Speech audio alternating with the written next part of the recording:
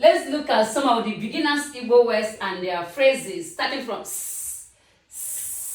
stay, noro, noro, stay here, noro eba, noro eba, stop, kwụsị, kwụsị, stop here, kwụsị eba, kwụsị eba, strong, ike, ike, is strong, o siri ike, o siri ike, sun, anyanwụ, anyanwụ, sun, nwa nwoke, nwa nwoke, smell, isi, isi, it is smelling, ọ na-esi isi, ọ na-esi isi, stand, kwụrụ, kwụrụ, stand up, kwụrụ ọtọ, kwụrụ ọtọ.